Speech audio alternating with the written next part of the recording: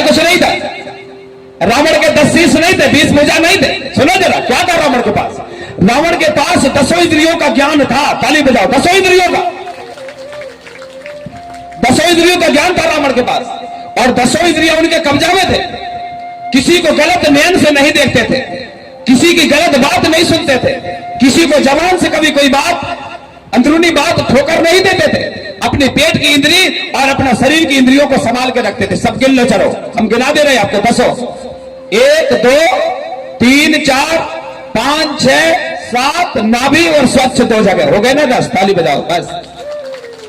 ये अगर तुम्हारे कब्जे में है तो दुनिया की ताकत नहीं है कि तुमको झुका सके, कोई नहीं झुका सकता। नैन साफ हो जाए, भाषा साफ हो जाए, सुनने की आदत, अच्छी बात को डालो, बुरी बात को निकाल दो, तो समझ जानो दुनिया में तुम्हारा राज फिर से लौटेगा। ताली बजाना पड़ेगा, फिर से लौटेगा। आप कहते होंगे गुरु जी बहुत ताली बजवाते हो। अगर मैं ताली नहीं बजवाऊंगा ना भैया तो तुम लोग सो जाओगे।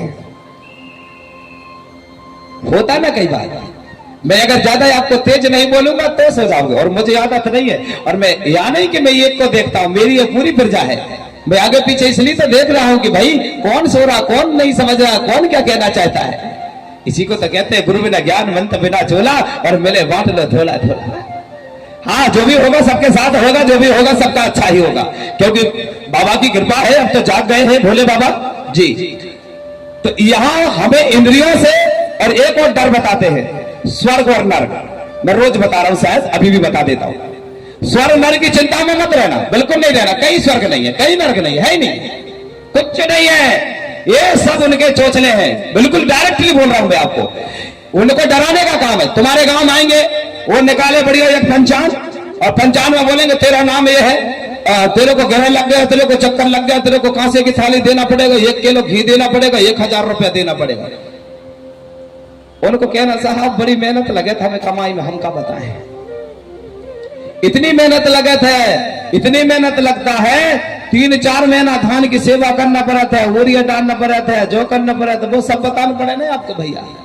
घी भी बनाने के लिए गौ माता का कई बार हमको लात पिटना पड़ता है, दूध निकालना पड़ता है, ये करना पड़ता, सब बताना पड़ता है। आप बताना साहब तुम तो एक काम करो, हमें आदिवासी SC ST OBC को कबू कोई चक्कर भी लगता ही नहीं है। तुम तो आप बोल देना, हमको कभी होता ही नहीं, हम नहीं माने तुम्हारे ये जो मतलब कहना चाहिए अपने लिए कैलेंडर मलेंडर, तुम्हारे राशि फल मासी फल हमारे में नहीं चलता साहब के ना। हम तो प्रकृति मानने वाले। आज सुबह भाई कल दिन देख लिया, दुनिया दिखा गई, बस आगे क्या होने वाला हमको चिंता नहीं। काम करें, पेट भर दाना खाएं, आनंद की माया हो जाए। ताली बजाओ, हाँ आनंद की माया हो जाए। कभी मत आना।